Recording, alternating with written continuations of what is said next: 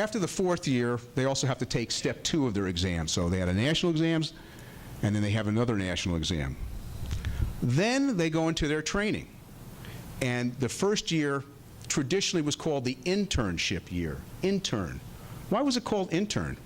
Because you were interned. You lived in the hospital. That's why they called it. When I trained, and I began my residency training 35 years ago, 1979, 2 years prior, the surgical residents could not get married.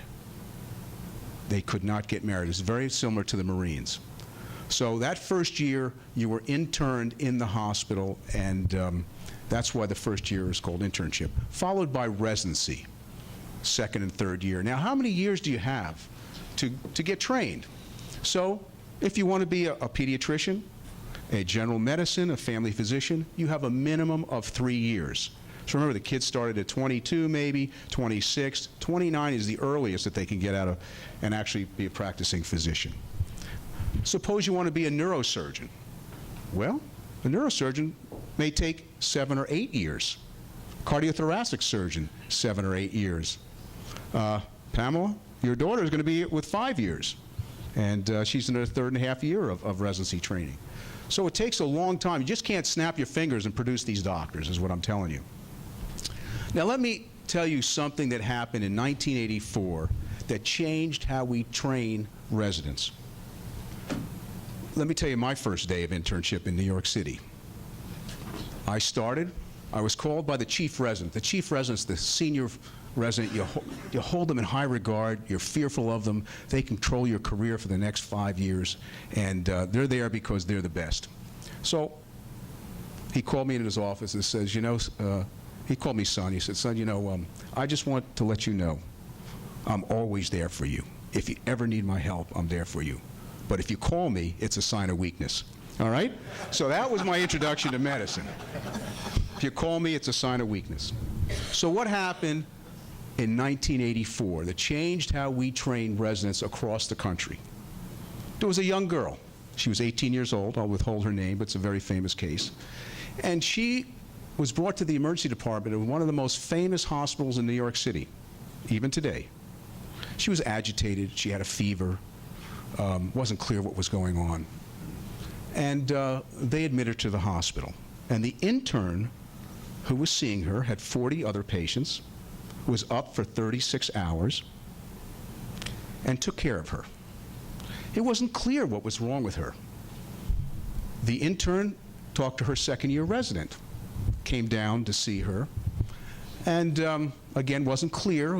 These cases often aren't clear. And they called her private physician or the attending physician at home, who said, I agree with the care, I agree with the admission, you know, basically, I'll see her later next morning, and did not see the patient. Well, they gave her a shot of Demerol. We've given shots of Demerol 1,000 times in our career. We didn't have an electronic record back then, and she was on this particular medicine because she was suffering from depression, and there's a theoretical reaction to this medicine, okay? But who would know? Well, 3:30, she becomes more agitated in the morning. They restrain her in her bed. 6:30, she has a fever of 107, and she dies of cardiac arrest. She came in, young girl, 18 hours to 24 hours later, she's dead. What happened? Her father was a well-known journalist and attorney in New York City. And he couldn't believe that his daughter came into one of the most famous hospitals in New York City, and within 24 hours, what appeared to be something minor, had died. And he went after the hospital and these young doctors, up 36 hours, 40 patients. Why didn't the attending come in? He went after them. There was an indictment in 1986 brought in front of the grand jury in New York City for murder, that she was murdered. All right? The indictment didn't stand. But in 1989, there was a commission held by Dr. Bertrand Bell, very famous outspoken physician in New York City. What kind of hours are we putting these kids through? And who's supervising them, for gosh sakes? Who's supervising them? Well, when I worked, and physicians back here that we have, we could work 110, 120 hours. We could work 50 hours in a row. It was kind of the Marines. That's the way you were trained. If you saw all this, it made you a better doctor. Well, in 1989, that all changed. And New York City instituted that you can only work 80 hours a week, and you cannot work more than 24 hours a day. And the doctors across the country said, that's outrageous. They can't learn that way. They've got to see these cases. And also, they have to be supervised. They have to be supervised. Why am I telling you this?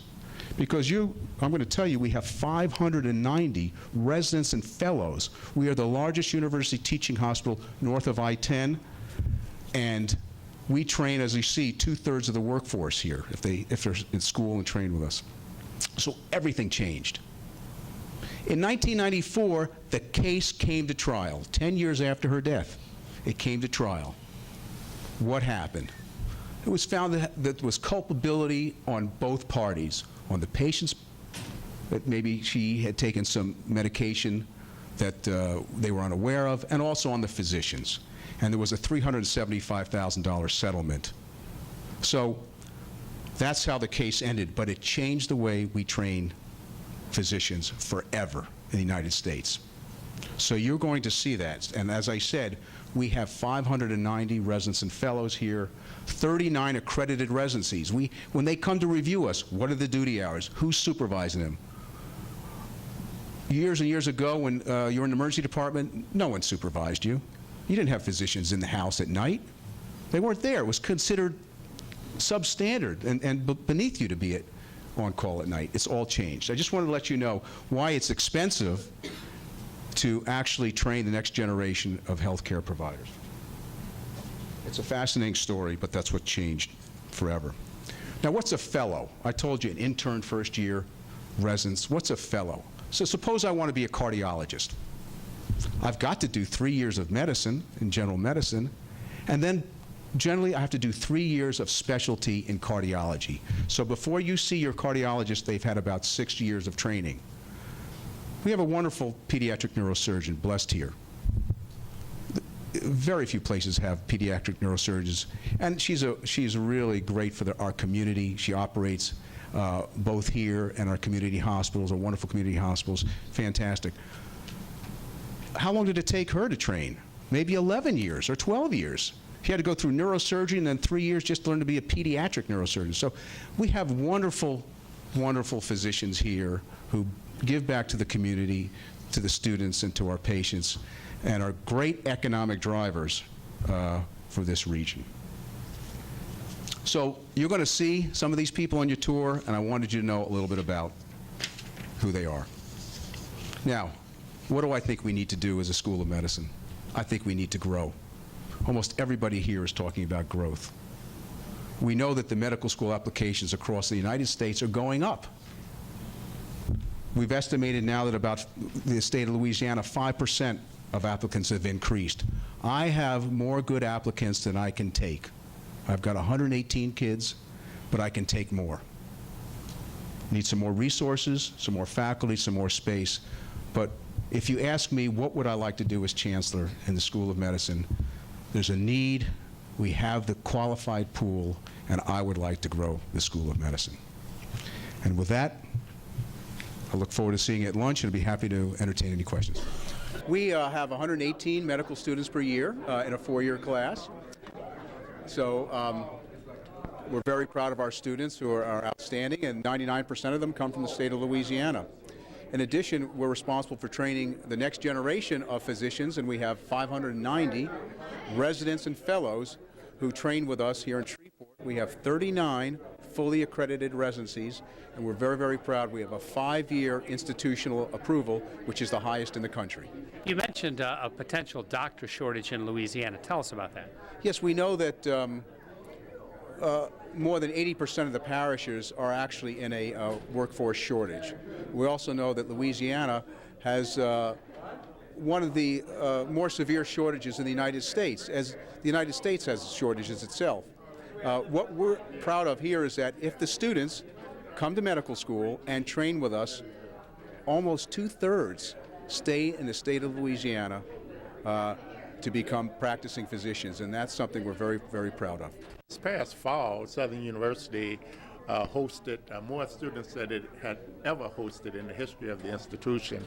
And so right now we are enrolling just over 3,000 students.